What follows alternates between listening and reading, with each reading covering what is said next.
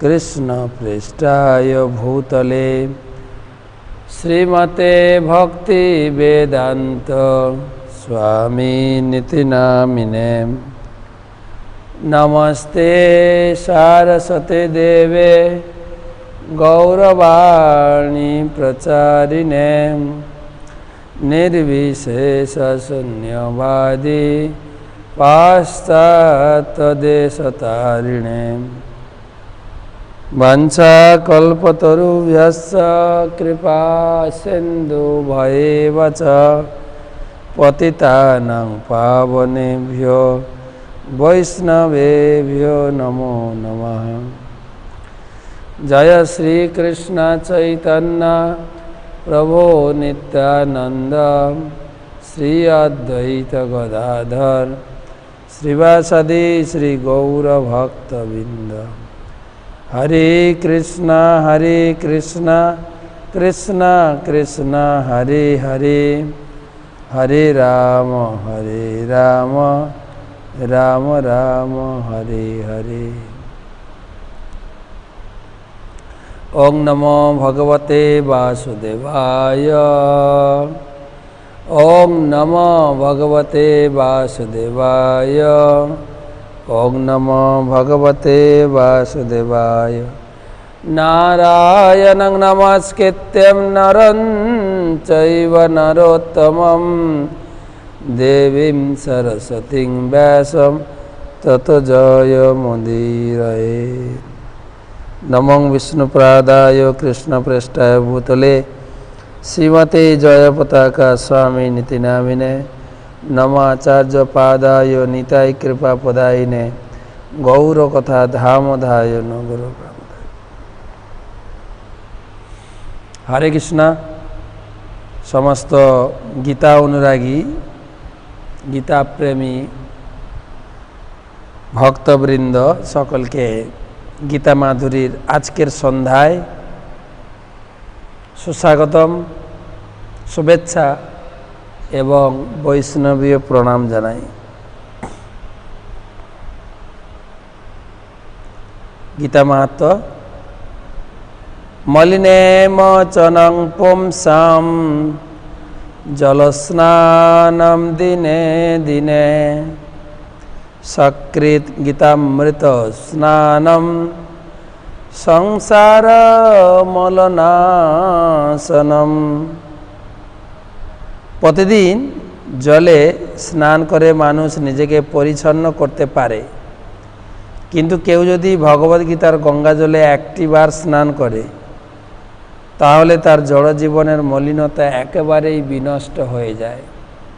Bhagavad guitar आमरा जेरकम प्रतिदिन स्नान करी ठीक सेई रकम स्नान करे निजेर देहके परिष्कार करते पारी, किन्तु जीवनेर जे जड़ कलुष मलिनता ता दूर करार जन्य भगवद गीतार ज्ञानेर प्रयोजन। भगवद गीतार ज्ञाने अभिषिक्त होते हबे। तो आमरा धाराबाहिक भगवद गीता पढ़ছি। आमरा चतुर्थ अध्याये आছি।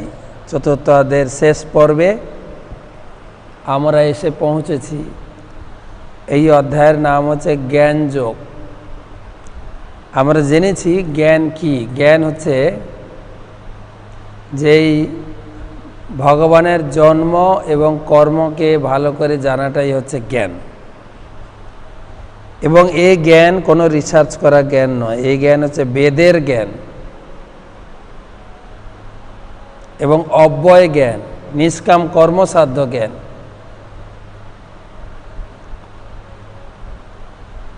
এবং এই জ্ঞান লাভ করলে জন্ম মৃত্যুর বন্ধন থেকে মুক্ত হওয়া যায়। তো আজকে আলোচনা হবে 34 থেকে এই অধ্যায়ের অন্তিম 42 শ্লোক পর্যন্ত।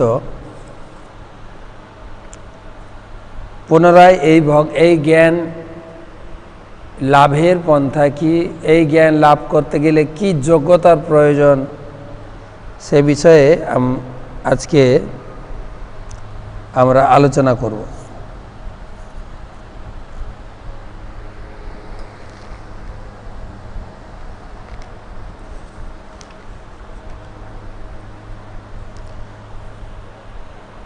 হাতে বই থাকলে আপনারা দেখুন, 4th অধ্যায় 34 শ্লোক, অর্থাৎ 34 নম্বর শ্লোক। তদ্বিদ্ধি প্রণিপাতেন পরিপ্রশ্নেন সেবয়া উপদেক্ষ্যন্তি তে জ্ঞানম জ্ঞানিনা তত্ত্বদর্শিনঃ। শ্লোকের অনুবাদ, ভগবান বলছেন এই জ্ঞান তুমি কি করে লাভ করবে? সদ্গুরুর শরণাগত হয়ে তত্ত্বজ্ঞান লাভ করতে চেষ্টা করো, বিনম্র চিত্তে প্রশ্ন জিজ্ঞাসা করো, অকৃত্রিম সেবার দ্বারা তাকে সন্তুষ্ট করো, তাহলে সেই তত্ত্বদ্রষ্টা পুরুষেরা তোমাকে জ্ঞান উপদেশ দান করবেন। তো এই শ্লোকে ভগবান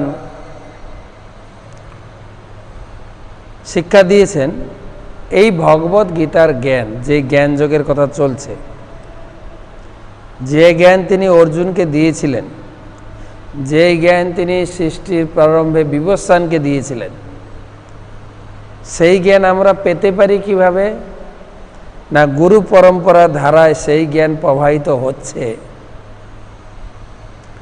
তুমি গুরুদেবের কাছে যাও, গুরুদেবের কাছ থেকে দীক্ষা গ্রহণ করো, বিনম্র চিত্তে তার সেবা করো এবং অত্যন্ত অনুসন্ধিষ্ঠু হয়ে প্রশ্ন জিজ্ঞাসা করো। 3টা জিনিস, সেবা, প্রশ্ন জিজ্ঞাসা আর বিনম্র চিত্তে তার কাছে দীক্ষা গ্রহণ করা। এই 3টা জিনিস মাধ্যমে আমরা জ্ঞান পেতে পারি। কোন জ্ঞান? ভগবত গীতার জ্ঞান।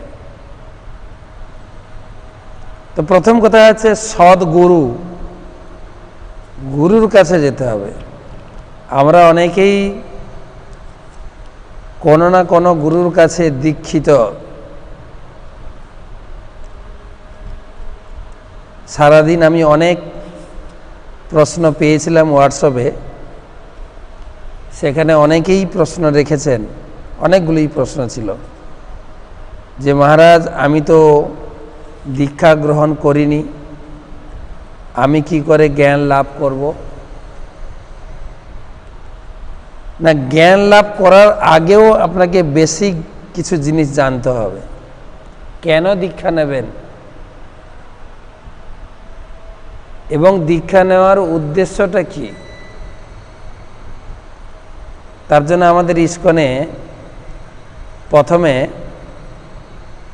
গীতা শেখানো হয়। প্রথমে হচ্ছে শিক্ষা, তারপরে হচ্ছে পরীক্ষা, আপনার শিক্ষাটা ঠিক আছে কিনা। শিক্ষা মানে আপনি ঈশ্বর কে সেটা জানতে পেরেছেন, ঈশ্বর হচ্ছেন কৃষ্ণ, এবং তাকে প্রাপ্তি হতে গেলে আমাকে গুরুর প্রয়োজন। তখনই আপনার দীক্ষা নেওয়াটা সম্পূর্ণ হবে। আমাদের লোকাচারে একটা প্রচলিত কথা আছে, দীক্ষা না নিলে শরীর শুদ্ধ হয় না। আপনি দীক্ষা নেওয়ার পরে যদি নিজেকে পরিবর্তন না করেন, আমি যেরকমই আগে নেশা ভাঙ করতাম, যেরকমই আমি আমিষ আদি খেতাম, সেই রকমই আমি থেকে গেলাম, দীক্ষা নেওয়ার আপনার শরীর শুদ্ধ হবে কি করে? অনেকে বলে দীক্ষা নেব কেন? না, শরীর শুদ্ধ হবে। তো শরীর শুদ্ধ তো দীক্ষা নিলে হয় না। দীক্ষা নেওয়ার সাথে সাথে যে প্রক্রিয়াগুলো আছে এগুলো মানতে হবে। তো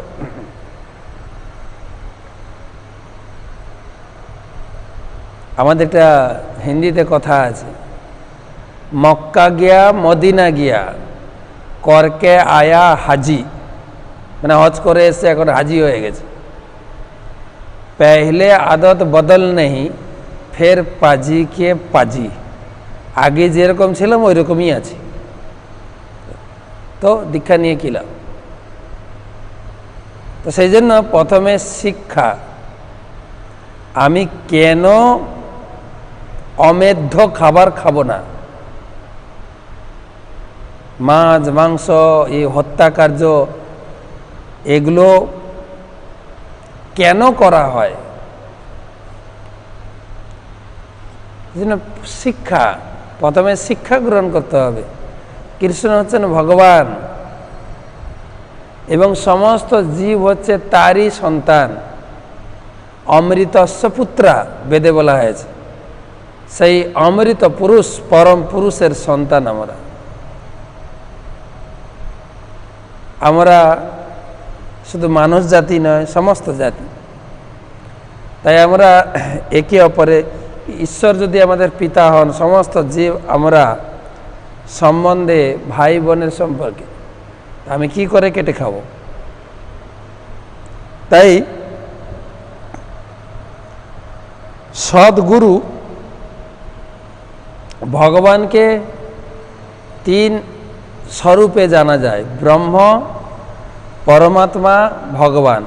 ভাগবতমে বলা হয়েছে, বদন্তি তত্ত্ববিদস্তম যজ্ঞানম অদ্বয়ম। ভগবানকে তিন রূপে জানা যায়: ব্রহ্মেতি পরমাত্মেতি ভগবান ইতি শব্দতে। তিন শব্দের দ্বারা ভগবানকে বোঝানো হয়। ভগবান হচ্ছেন পরম ব্রহ্ম, ভগবান হচ্ছেন পরমাত্মা, ভগবান হচ্ছেন ষড়ৈশ্বর্যপূর্ণ ভগবান। ভগবানে তিন স্বরূপে, তিন শব্দের দ্বারা আখ্যায়িত করা হয়। আর তিনি হচ্ছেন সৎ চিৎ আনন্দময় বিগ্রহ। সদ অর্থে নিত্য, চিৎ অর্থে জ্ঞানময়, আনন্দ মানে হচ্ছে আনন্দময়। ভগবান নিত্য, ভগবান পূর্ণ জ্ঞানময়, ভগবান পূর্ণ আনন্দময়। তাই যিনি সৎ, সৎ মানে ভগবানের ব্রহ্মস্বরূপ, যিনি সতের সেবায় যুক্ত হন তিনি সদ্গুরু। অর্থাৎ যিনি ঈশ্বরের সেবায় যুক্ত আছেন এবং দীক্ষা দিয়ে জীবকে ঈশ্বরের সেবায় যুক্ত করেন, তিনি সদ্গুরু। আর ঈশ্বর অর্থে ঈশ্বরই, নিজের মন গড়া ব্যাখ্যা করা যাবে না। কিন্তু শাস্ত্রের ভিত্তিতে ঈশ্বরকে জানতে গেলে আপনাকে গীতা পড়তে হবে। আর কোনো গ্রন্থেই, এই গীতা প্রাথমিক গ্রন্থ, গীতা থেকে আসবে ভাগবতম, ভাগবতম আসবে চৈতন্য। যদি বলতে পারেন বেদ, বেদের সারাংশ হচ্ছে গীতা। তাই বেদের পাঁচটা মূল তত্ত্ব: ঈশ্বর, জীব, প্রকৃতি, কাল, কর্ম। ঈশ্বর কে, তার জন্য জানতে গেলে আপনাকে গীতা পড়তে হবে।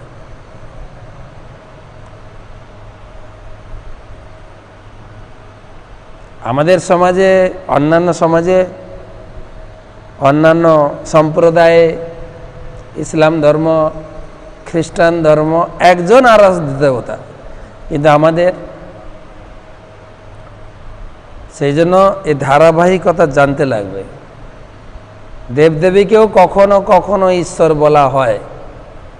দেবদেবীরা, ঈশ্বর মানে হচ্ছে কন্ট্রোলার, যিনি নিয়ন্ত্রণ করেন, বৃষ্টির নিয়ন্ত্রণ করেন ইন্দ্র, বাতাস নিয়ন্ত্রণ করেন পবনদেব, সূর্য নিয়ন্ত্রণ করেন বিবস্বান। তো সব নিয়ন্ত্রণ, সেই জন্য দেবদেবীকে কখনো ঈশ্বর বলা হয়। ঈশ্বরের উপরে হচ্ছেন দেবাদিদেব মহেশ্বর। ঈশ্বর শিব ঠাকুর কিন্তু দেবদেবীদের থেকে অনেক ঊর্ধ্বে, মহেশ্বর। মহেশ্বরের উপরে পরমেশ্বর, পরমেশ্বরের উপরে পরাৎপর ঈশ্বর। দেবদেবীরা ঈশ্বর, মহাদেব মহেশ্বর, মহেশ্বরের উপরে হচ্ছে পরমেশ্বর, নারায়ণ, নরসিংহদেব, রামচন্দ্র ভগবান, পরমেশ্বর ভগবান। আর এই সমস্ত অবতার যার থেকে আসছে, এতে চাংস কলা পুংস কৃষ্ণস্তু ভগবান স্বয়ং, কৃষ্ণ ভগবান, তিনি হচ্ছেন পরাৎপর ঈশ্বর। সেই কৃষ্ণের আবার তিন স্বরূপ। তিনি দ্বারকার কৃষ্ণ পূর্ণ, তিনি মথুরার কৃষ্ণ পূর্ণতর, তিনি বৃন্দাবনের কৃষ্ণ, পূর্ণতম রসময় কৃষ্ণ। আর চৈতন্য মহাপ্রভু এই জগতে প্রচার করেছেন ব্রজের কৃষ্ণকে আরাধনা করার জন্য। আরাধ্য ভগবান ব্রজেশত তনয় তদ্ধাম বৃন্দাবনম কাচিদ উপাসনা বজবধূ বর্গেণ যা কল্পিতা শ্রীমদ্ ভাগবতম অমলম পুরাণম।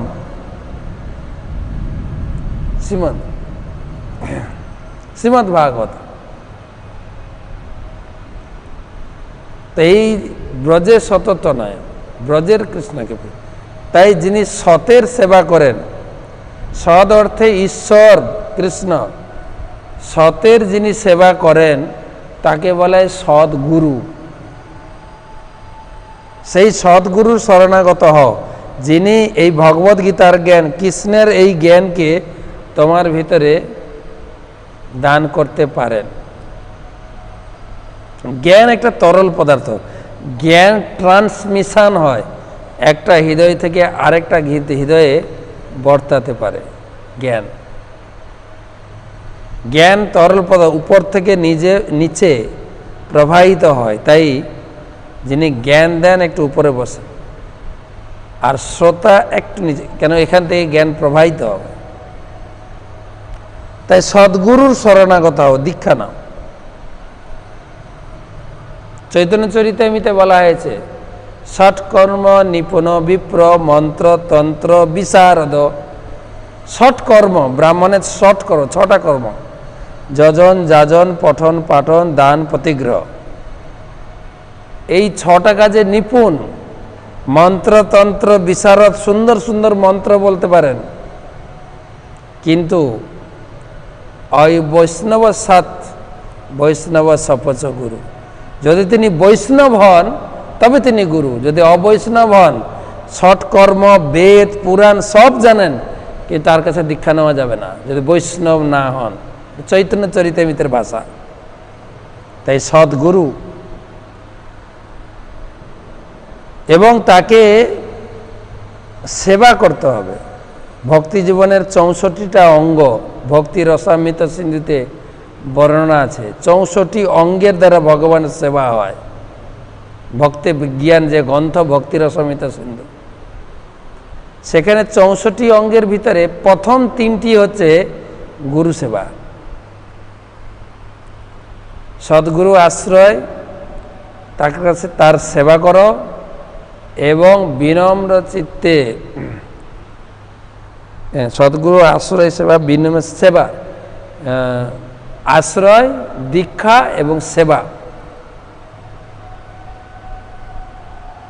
আশ্রয় নিতে হবে, তার চরণে এসে আশ্রয় নিয়ে দীক্ষা গ্রহণ করতে হবে, এবং বিনম্র চিত্তে সেবা করতে হবে। সেবা, গুরু সেবা অত্যন্ত গুরুত্বপূর্ণ। কেননা এই গুরুদেব বাকি ভক্তির অঙ্গের শিক্ষাগুলো দেবেন। গুরুদেব হচ্ছেন একজন ঘটকের মতো। যেরকম মেয়ে ছেলের বিবাহতে একজন ঘটক থাকে, মাঝখানে ছেলের বাড়ির সঙ্গে মেয়ের বাড়িকে সম্বন্ধ করাবেন, মেয়ের বাড়ির থেকে ছেলের বাড়ি সম্বন্ধ করাবেন, শেষে ছেলে মেয়ের বিবাহ করে দেবেন। ঠিক তাই সেই রকম কৃষ্ণ, ভগবান হচ্ছেন পুরুষ, আমরা সকলে হচ্ছে প্রকৃতি। প্রকৃতি মানে স্ত্রীলোক। আমাদের সঙ্গে ভগবানের সম্বন্ধ, ভগবানের সঙ্গে আমাদেরকে জুড়ে দেবেন, তিনি হচ্ছেন গুরুদেব। এখন কোনো ঘটক যদি বলে তুমি ওই পুরুষকে কেন বিবাহ করবে, আমাকে বিবাহ করতে পারো, দিয়ে মন্দির বানিয়ে আমি বসে পড়লাম, সর্বদেবময় গুরু, আমাকে দেব পূজা করলে সব দেবতার পূজা হয়ে যাবে।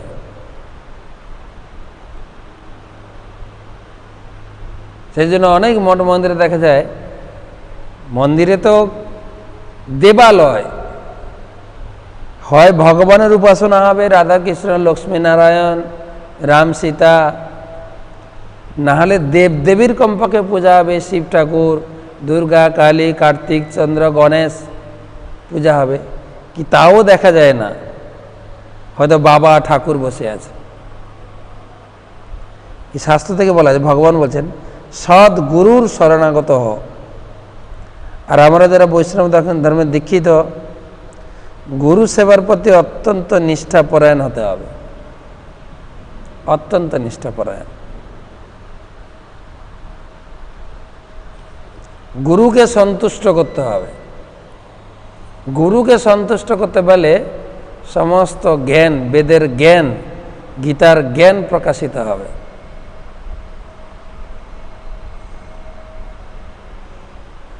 বেদে বলা হয়েছে যস্য দেবে পরাভক্তি যথা দেবে তথা গুরু। যস্য দেবে পরাভক্তি, দেবে মানে ঈশ্বর ভগবান, ভগবানকে যেরকম প্রেম ভক্তি দিয়ে আপনি সেবা করছেন, যথা দেবে যেরকম দেবতাকে ভগবানকে, তথা গুরু ঠিক সেই রকম গুরুদেবকেও আপনাকে সেই রকম সেবা করতে হবে।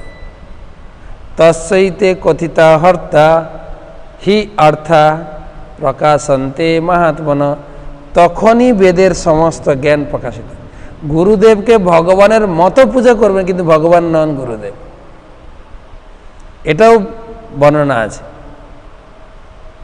সাক্ষাৎ ধরিতেন সমস্ত শাস্ত্রই, সমস্ত শাস্ত্রে যাকে সাক্ষাৎ হরি বলা হয়েছে,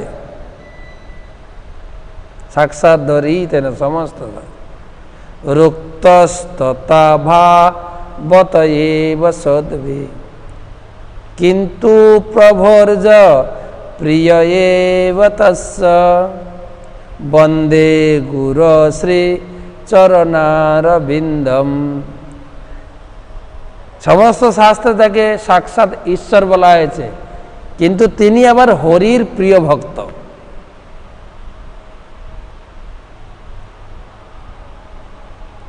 কিন্তু প্রিয়, হরির প্রিয়। তো সেই জন্য যারা সদ্গুরুর দীক্ষা নিয়ে তাদের সেবা, গুরুদেবকে সেবার দ্বারা সন্তুষ্ট করতে হবে, গুরু সেবার দ্বারা। আর যারা আশ্রমবাসী আছেন তারা তো একমাত্রই কাজ হচ্ছে গুরু সেবা করা, গুরুকে সন্তুষ্ট বিধান করা, গুরু সেবার জন্য তাদের জীবন উৎসর্গ। এই মন্দির হচ্ছে গুরুদেবের ভজন কুঠির, এখানে আশ্রমবাসী গুরুকে সাহায্য করছেন ভগবানের সেবা করার জন্য। খুব চিন্তা ভাবনা এবং খুব বুদ্ধি দিয়ে গুরু সেবার দ্বারা গুরুকে সন্তুষ্ট করতে হবে।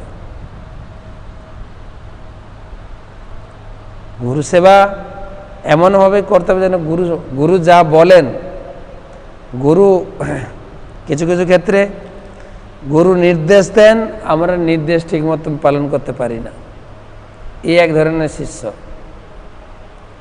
আবার গুরুদেব বললে আমরা করি, নাহলে আমরা বুঝতে পারবো কি করে। কিন্তু আবার উন্নত শিষ্য গুরুদেব বলার আগেই গুরু সন্তুষ্টি যেন করতে পারেন।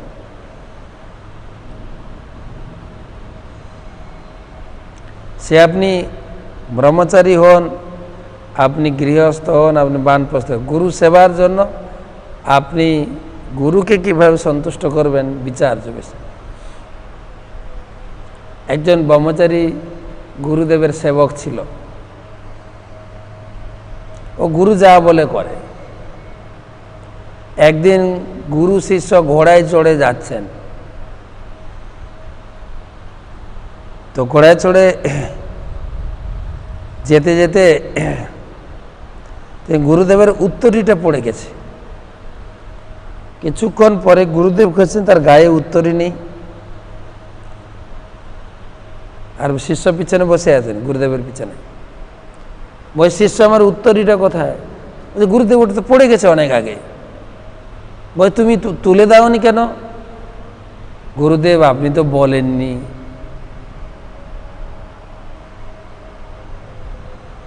বলে এখন থেকে বলে রাখলাম,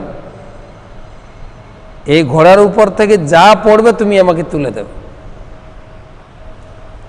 তো কিছু দূর ঘোড়া যেতে যেতে ঘোড়া পায়খানা করেছে, আর ঘোড়া থেকে টপ করে নেমেছে। ঘোড়ার পায়খানা নিয়ে গুরুদেবকে দিচ্ছে, গুরুদেব বলছে এটা কি?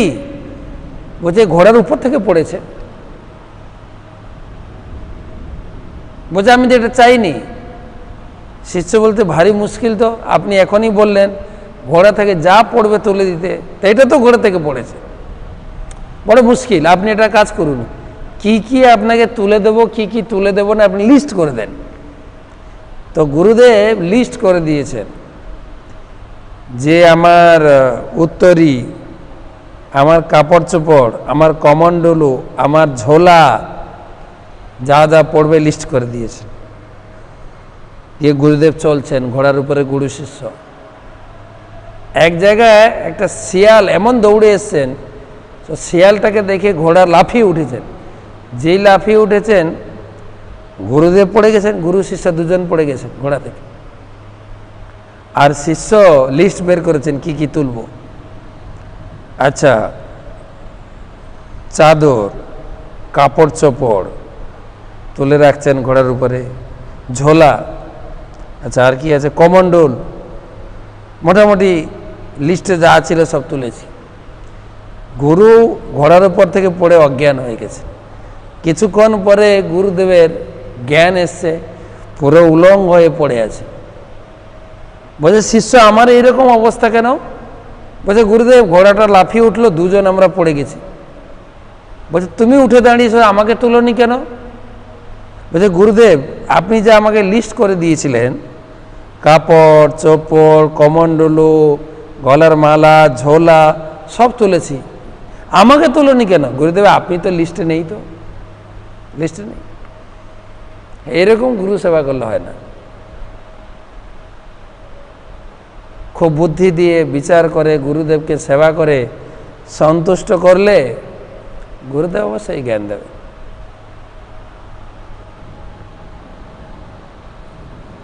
একটা শিষ্য ছিল ব্রহ্মচারী,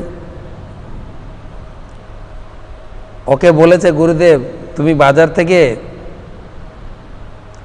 4টে মিষ্টি নিয়ে আসো, আমি ঠাকুরকে ভোগ দেব, কিন্তু মিষ্টি আনবি টেস্ট করে আনবি। তো গেছে বাজারে, দোকান থেকে 4খানা মিষ্টি নিয়েছে। রাস্তায় আস্তে আস্তে চিন্তা করছে গুরুদেব তো বলেছিল টেস্ট করে নিতে, আমার তো টেস্ট করা হয়নি। গুরুদেব যদি জিজ্ঞাসা করে, তাই 4টা থেকে একটা নিয়ে টেস্ট করেছে, খেয়েছে। তখন বলছে 3টে আছে, 3টে তো গুরুদেবকে দেওয়া যায় না, অমঙ্গল হবে, তো আরেকটা খেয়েছে।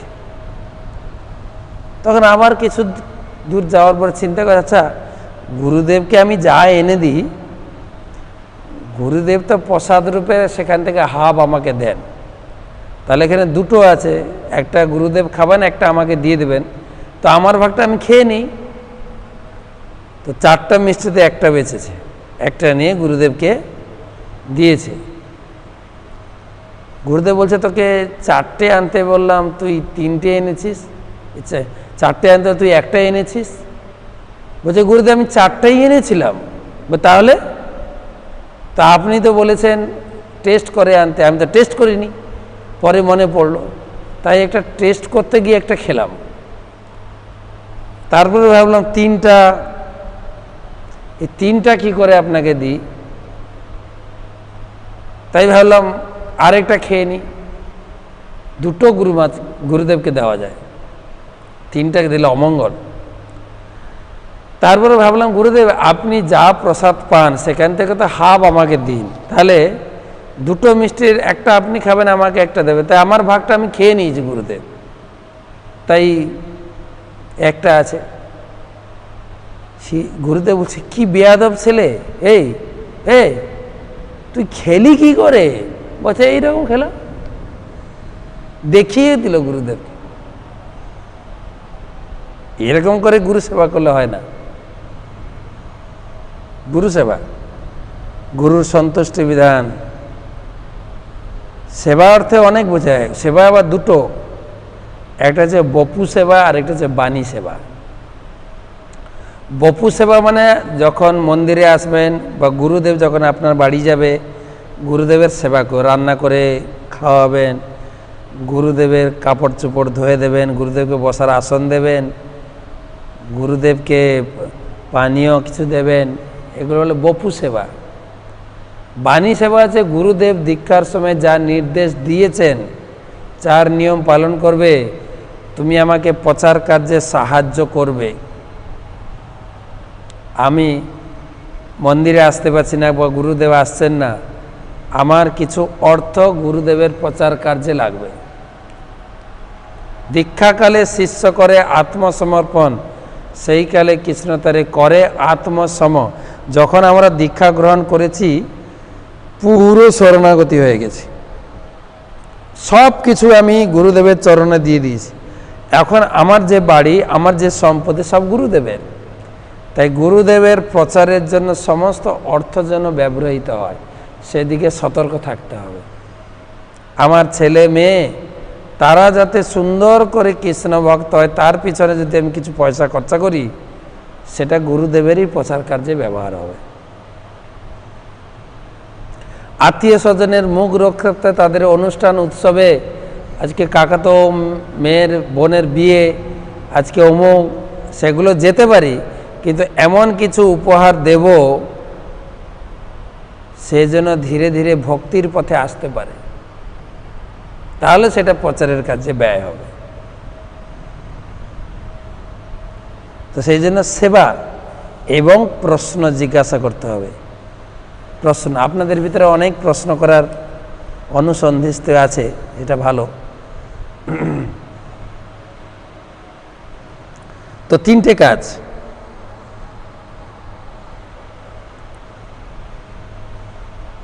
পণিপাত, পরিপ্রশ্ন আর সেবা। পণিপাত প্রকৃষ্ট রূপে পুরো গুরুদেবের চরণে আত্মসমর্পণ হয়, হে গুরুদেব আমাকে রক্ষা করুন।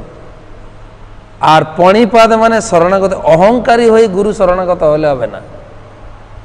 এক জায়গায় গুরুদেব জ্ঞান দিচ্ছেন, সেখানে অনেক শিষ্যরা রয়েছে, ওখানে লেকচার দিচ্ছেন, একটা অহংকারী লোক এসছেন, গুরুদেব আমাকে কিছু জ্ঞান দিন তো দেখি। গুরুদেব দেখছেন এই তো পুরা অহংকারী লোক। তখন বলছে তুমি একটা কাজ করো, 1 ঘটি জল আর 1 গ্লাস জল নিয়ে আসো। গ্লাস ভর্তি জল আর ঘটি ভর্তি জল নিয়ে এসছেন, গুরুদেবকে দিয়েছেন। গুরুদেব বাম হাতে গ্লাসটা ধরেছেন, ডান হাতে ঘটিটা ধরেছেন। ঘটির পুরো জল গ্লাসে ঢাললেন, আর গ্লাসের উপচে সব জল, কারণ গ্লাস তো ভর্তি, সব জল উপচে পড়ে গেল। বলছে নিয়ে যাও, বুঝলে তো? বলছে না গুরুদেব কিছু বুঝলাম না। বলছে তোমার ভিতরে ভরা আছে সব, তোমাকে আমি এবার কি জ্ঞান দেবো? তোমার ভিতর থেকে কিছু খালি করতে হবে। গুরুদেবের কাছে গেলে তোমাকে প্রণিপাত করে জিজ্ঞাসা করতে, গুরুদেব আমি অজ্ঞানী, আমি মূর্খ, আমাকে কিছু জ্ঞান দিন। আর তুমি যদি এসে বলো আমাকে জ্ঞান দাও তো দেখি, তাই সেজন্য বলা 3টা টিপস দেওয়া হয়েছে, পণিপাত, পরিপ্রশ্ন আর সেবা, 3টে। এবারে এই জ্ঞান লাভ করলে আপনার কি লাভ হবে, পরপর চলবে। শ্লোক নাম্বার 35 দেখেন, যৎজ্ঞাত্যান পুনর্মহম এবং যাস্যসি পাণ্ডব যেন ভূতানি অশেষাণি দক্ষ সাত্মনথো ময়ি। হে পাণ্ডব, অর্থাৎ হে অর্জুন, এইভাবে তত্ত্বজ্ঞান লাভ করলে তুমি মোহগ্রস্ত হব না। তুমি মোহগ্রস্ত, এই আমার আত্মীয় স্বজন, আমার দেশ, আমার জাতি, এই যে মোহগ্রস্ত, এই মোহ থেকে মুক্ত হওয়া কঠিন। তুমি জ্ঞান পেলে দেখবে যে আমি হচ্ছে ঈশ্বর এবং আমি সবাইকে পাঠিয়েছি, সবাই কাজের জন্য এক জায়গায় হয়েছেন, আবার কাজ শেষ হলে চলে যাবে। মোহ কিসের? ভাগবতমে দৃষ্টান্ত দেওয়া হয়েছে, যেরকম কলে জল আনতে যায়, জল আনার জন্য সব একত্রিত হয়, কলে বা কুয়া, জল নেওয়া হয়ে গেলে বাড়ি চলে যায়। রেস্টুরেন্টে একত্রিত হয় খাওয়ার জন্য, খাওয়া হয়ে গেলে যে যার বাড়ি চলে যায়। ঠিক সেই রকম পরিবারে আমরা একত্রিত হয়েছি, সময় হয়ে গেলে যে যার চলে যাবে। মোহ করো না তুমি, প্রত্যেকে যে যার জায়গায় যাবে, তুমি আটকাতে পারবে না। তুমি আটকাতে পারবে না, নাকি অ্যাপোলো ডাক্তার আটকাতে পারবে, নাকি ভেলোরের ডাক্তার আটকাতে পারবে? কেউ আটকাতে পারবে না। আর আগে আটকায়ও নি, কেউ আটকাতে পারেনি। যত সায়েন্স ডেভেলপমেন্ট হোক, যত ডাক্তার চিকিৎসা উন্নত হোক না, কিন্তু মোহগ্রস্ত না। বিজ্ঞান উন্নত হচ্ছে, তো বিজ্ঞান উন্নত হচ্ছে তো করোনায় কেন, করোনার করোনায় কেন সবাই ত্রাস ত্রাস করছে? এখানে বিজ্ঞান কোথায়? এখন একটা বিজ্ঞান কার্যকরী হচ্ছে এই মুহূর্তে দাঁড়িয়ে, কি? ঈশ্বরকে ডাকো। তুমি যে ধর্মের লোক হোক, হিন্দু হলে ভগবানকে ডাকো, মুসলিম হলে আল্লাহকে ডাকো, খ্রিস্টান হলে চার্চে গিয়ে তুমি যিশুকে প্রার্থনা করো। কেন? একটাই বিজ্ঞান, রাখে হরি মারে। এই কথাটা আপনি রিপ্লেস করতে পারবেন না। সেই জন্য এই মোহ, তুমি যখন এই জ্ঞান লাভ করবে তখন তুমি মোহগ্রস্ত হবে না। সবাই আমরা একত্রিত আছি, আমরা এই অবস্থায় যতটুকু আমরা আনন্দ সুখ পাচ্ছি, এবার চলে গেলেও ততটা যেন দুঃখ না হয়। তুমি মোহগ্রস্ত হবে না, তুমি মোহ থেকে মুক্ত হয়ে যাবে। আর যার যত মোহ বেশি, তার দুঃখ তত বেশি। এই মোহটা আছে, আমরা গীতার 2য় অধ্যায়ে পড়েছি, কিন্তু মাত্রা স্পর্শাস্তু কৌন্তেয়, গীতার 2য় অধ্যায়ে 14 নম্বর শ্লোক, শীতোষ্ণ তুখ দুঃখদা। ইন্দ্রিয়ের সঙ্গে বিষয়ের যোগ হলে আসক্তিজনক। এই আসক্তি হচ্ছে দুঃখের কারণ। আমি উদাহরণ দিয়েছিলাম, আপনাদের মনে পড়ে কিনা দেখেন। ধরুন আমি একটা কারে করে এখান থেকে কলকাতা যাচ্ছি, একটা দামি কার, আমি মালিক থেকে ভাড়া নিয়ে যাচ্ছি। হঠাৎ কোনো কারণে রাস্তায় কারটা অ্যাক্সিডেন্ট হলো, আমি কার ছেড়ে দিয়ে আমি নিজে নেমে অন্য কার ধরে চলে যাব। এটা একটু ব্যথা ট্যাথা লাগবে, অথবা আমি হসপিটালে যাব, কার ছেড়ে দিয়ে হসপিটালে গেলাম চিকিৎসার জন্য। আমার হয়তো ততটা দুঃখ হলো কিনা, কিন্তু মালিক বসে আছে ঘরে। মালিক যখন শুনবে তার কার অ্যাক্সিডেন্ট হয়েছে, মালিক ঘরে বসে বসে কাঁদবে। মালিকের গায়ে কিন্তু আঘাত লাগেনি, কিন্তু মালিক কাঁদবে। কেন? গাড়ির সঙ্গে তার সংযোগ, গাড়িটা আমার গাড়িটা নষ্ট হয়ে গেল। যার যত বস্তুর প্রতি আসক্ত, তার তত দুঃখ বেশি। ভগবান বলছেন দুঃখ থেকে মুক্ত পাবে। আর কি? এই জ্ঞান যদি লাভ করো, তাহলে পাপ সমুদ্র থেকে মুক্ত হবে। দেখুন 36, অপি চেদসি পাপেভ্যো সর্বেভ্যো পাপকৃত্যম সর্বম জ্ঞানম প্লবেনৈব বৃজিনম সন্তরিষ্যসি। তুমি যদি সমস্ত পাপীদের থেকে পাপিষ্ঠ বলে গণ্য হয়ে থাকো, তাহলেও জ্ঞানরূপ তরণীতে আহরণ করে তুমি দুঃখ সমুদ্রে পার হতে পারবে। এটা হচ্ছে দুঃখ সমুদ্র। ভাগবতমে বলা আছে দুঃখ গ্রাম বিমুচ্যতে, দুঃখের গ্রাম।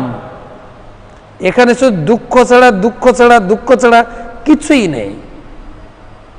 সবাই যে যে পর্যায়ে বিচার করতে পারেন। জন্মগ্রহণ করেছি দুঃখ করে, কান্না করতে করতে জন্মগ্রহণ করেছি। একটু জন্মগ্রহণ করার পরেও দুঃখ, বিছানায় ফেলে দিয়েছেন মা, শুয়ে আছি, মশা মাছি কামড়ালে তো তাড়াতেও পারি না, করে কাঁদি, মা এসে আমাকে রক্ষা করে। একটু বড় হলাম, মা এটা চাই, বাবা এটা চাই। বাবা মার কি উত্তর? আপনারা বাবা মা, আমি বাবা মা না, কি উত্তর? শিশুর প্রথম আবদারের উত্তর হচ্ছে না। বাবা আমাকে একটা মোবাইল দাও না, আমি তখন অনার্সে পড়ি। না, প্রথম হবে না, তারপরে চিন্তা করে হয়তো দেবে। বাবা আমি মাঠে বল করতে যাব না, বাবা আমি এটা করব না, প্রতি কথাই না। তারপরে কত রেশারেশি করে পড়াশোনা করে ডিগ্রি লাভ করে, ওটা অতটা সুখের না পড়াশোনাটা। অনেক কষ্টের কাজ।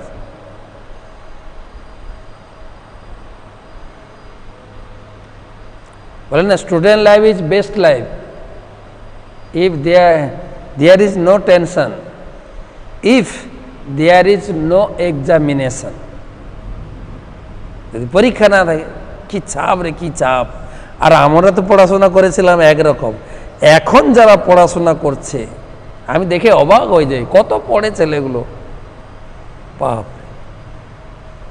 আমরা পড়াশোনা করেছি, চাপ, দুঃখ দুঃখ। তারপরে বিয়ে করবে, বিয়ে করার পরে দুঃখ তো আর বলা যাবে না। যারা বিয়ে করেছেন, যারা সংসার করছেন, নরোত্তম দাস ঠাকুর বলছেন,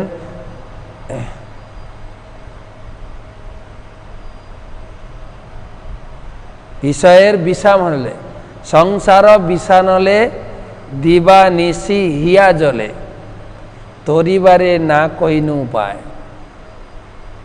সংসার বিষানল, কোথাও বলছে দাবানল, কোথাও হচ্ছে বিষানল। জোড়াইতে না কইনু উপায়। কোনো প্রকার মেডিসিন বা কোনো প্রকার মন্ত্র নেই সংসারটাকে একটু ভালোভাবে জোড়াতালি দিয়ে চলবে। আর কলিযুগে তো অবস্থা খারাপ, প্রতি পরিবারে ঝগড়া, দেশে দেশে ঝগড়া, প্রতি জায়গায়।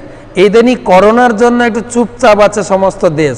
এই দেশ কেউ আর কথা বলছে না, বা আমাদের দেশে দাদা দিদি কেউ কথা বলছে না।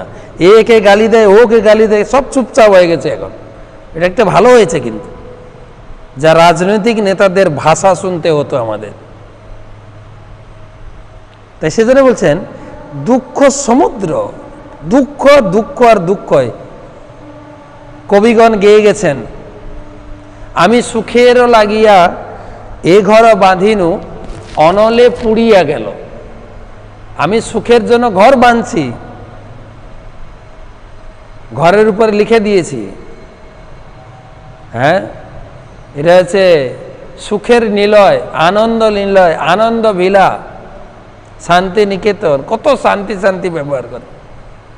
ঘরে গিয়ে ঢুকে দেখুন কারগিলের ঝগড়া চলছে প্রত্যেক বাড়িতে।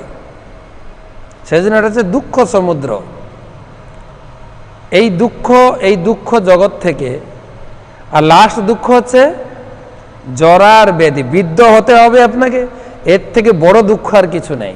বৃদ্ধ লোকের যা কষ্ট, আর তারপরে তো মৃত্যু। আমাদের সম্রাট কুলশেখর বলেছেন, ইদম শরীরম শতসন্ধি জর্জরম পতত্ত অবসম পরিণাম পেশলম। এই শরীর, এতে 206খানা হাড় আছে আর 100টা জয়েন্ট আছে। এই জয়েন্ট পেন, এই যে গাঁটের ব্যথা, ইদম শরীরম শতসন্ধি জর্জরম, 100টা সন্ধি জয়েন্ট আছে, আর সব সময় কামড়াচ্ছে পুরো শরীর। আর এত ব্যথা নিয়ে আমরা বেঁচে আছি কষ্ট করে। লাভটা কি?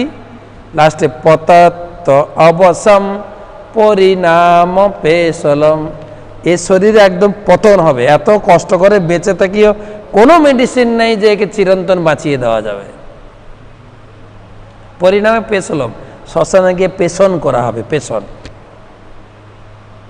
কিমৌষধম পিচ্ছসি মূঢ় মতে। আরে মূঢ় ব্যক্তি, এই গাঁটের ব্যথা ভালো করার জন্য কি ঔষধ? নিরাময়ম কৃষ্ণ রসায়নং পিব। এই গাঁট ব্যথার মেন ঔষধ হচ্ছে ভাগবত কথার রস পান করো। এটা হচ্ছে গাঁটের ব্যথার ঔষধ। নিরন্তর কৃষ্ণ রসায়ন, ভাগবতমের কথা পান করতে থাক। পরীক্ষিত মহারাজ, তিনি এই গাঁটের ব্যথা, শরীর ব্যথা, ক্ষুধার ব্যথা সব ভুলে গেছিলেন। 7 দিন 7 রাত ননস্টপ কথা শুনেছিলেন। তাই এই দুঃখ সমুদ্র, দুঃখ জ্বালা থেকে মুক্ত হওয়ার 3টে বই দিয়েছেন। এটা হচ্ছে গীতা। গীতাকে বলা আছে তরণী বা নৌকা। তুমি এই দুঃখ সমুদ্র অনায়াসে পার হতে পারবে গীতারূপী নৌকাতে আশ্রয় করো, অর্থাৎ গীতাকে আশ্রয় করো, গীতা পড়ো, গুরুদেবের কাছে দীক্ষা নিয়ে গীতার জ্ঞান লাভ করো। গীতা হচ্ছে নৌকা, আর ভাগবতম হচ্ছে সেতু, অপার সংসার সমুদ্র সেতু। ভাগবতম এই দুঃখ জগৎ থেকে, দুঃখ সমুদ্র থেকে ভগবত ধামের জন্য একটা লিঙ্ক করেছেন, সেতু। তাই নৌকা যাওয়ার থেকে সেতুতে যাওয়া আরও সুরক্ষিত। আর এর উপরে আছে চৈতন্য চরিতামৃত গ্রন্থ, এটাকে বলা হয়েছে আরেকটু উন্নত গ্রন্থ। যদি প্রশ্ন করেন আমি উত্তর দেব চৈতন্য চরিতামৃতকে কি বলা হয়েছে। তো আমার প্রশ্ন, যারা নতুন যোগদান করছেন, আপনি আবার কমেন্ট বক্সে প্রশ্ন পাঠাবেন না, এই হোয়াটসঅ্যাপে প্রশ্ন পাঠাবেন। আমার নাম্বার 9434760402। আরেকবার রিপিট করছি, 9434760402। তো প্রথম এই গীতার জ্ঞান লাভ করলে তুমি দুঃখ সমুদ্র পার হতে পারবে, অর্থাৎ পাপ থেকে মুক্ত হবে। দ্বিতীয়, যতই ধামসি সমৃদ্ধগ্নি ভস্মসাৎ কুরুতে অর্জুন, জ্ঞানাগ্নি সর্বকর্মাণি ভস্মতাৎ কুরুতে তথা। প্রথমটা পাপ নষ্ট হয় 36 নম্বর শ্লোকে। এবারে 37 শ্লোকে দেখুন, প্রবলরূপে প্রজ্বলিত অগ্নি যেমন কাষ্ঠকে ধ্বংস, তেমনি অর্জুন জ্ঞানাগ্নি সমস্ত কর্মকেও ধ্বংস করে। এই জ্ঞান লাভ করলে তুমি পাপ থেকে মুক্ত হবে, পাপ ধ্বংস হবে, পাপ এই জ্ঞানের আগুনে পুড়ে ছাই হয়ে যাবে। ঠিক সেইভাবে পুণ্য পুড়ে ছাই হবে যদি এই জ্ঞান লাভ করো। পুণ্যটাও ভক্তির জন্য বাধা স্বরূপ। এর আগে অনেকে প্রশ্ন করেছেন, উত্তর দিয়েছি, আজকে সঠিক শ্লোকে এসে আমরা পৌঁছেছি। এই গীতার জ্ঞান পাপকে নষ্ট করে, আর এই গীতার জ্ঞান পুণ্যকেও নষ্ট করে। কেন? পুণ্যটাও ভক্তি জীবনের বাধা। পুণ্যের ফলে আমার জীবনটা, আমি যদি এবারে ভালো পুণ্য করি, খুব ভালো পুণ্য কাজ করি, পুণ্যের ফলস্বরূপ আমি পরের জীবনে ভোগ সুখ পাব। পুণ্যের ফল কি? পুণ্যের ফল 4টে। একটা তো পুণ্যের ফলে স্বর্গে যাবে, স্বর্গে ছেড়ে দিন, স্বর্গ থেকে ফিরে এসে এইখানে জন্মগ্রহণ করবে, এখানেও পুণ্য ভোগ করবে। 4 প্রকারের পুণ্য ভোগ হয়। ভাগবতে বলা হয়েছে, জন্ম ঐশ্বর্য সুত শ্রীভি, তার হবে অত্যন্ত উচ্চকুলে জন্ম। এটা পুণ্যের কাজ। কিন্তু আমি চ্যাটার্জি, আমি ভট্টাচার্য, আমি মুখার্জি, আমরা কখনো কখনো গিয়ে বলি আপনি একটু গীতা পড়ুন। আমি পড়তে হবে, ব্রাহ্মণ ঘরের ছেলে, আমাকে শেখাচ্ছ গীতা পড়তে হবে। গীতাও পড়বে না, ভগবানের ভক্ত হতে পারে না। উচ্চকুলে জন্ম ভক্তির বাধা। জন্ম ঐশ্বর্য, যার প্রচুর টাকা পয়সা আছে,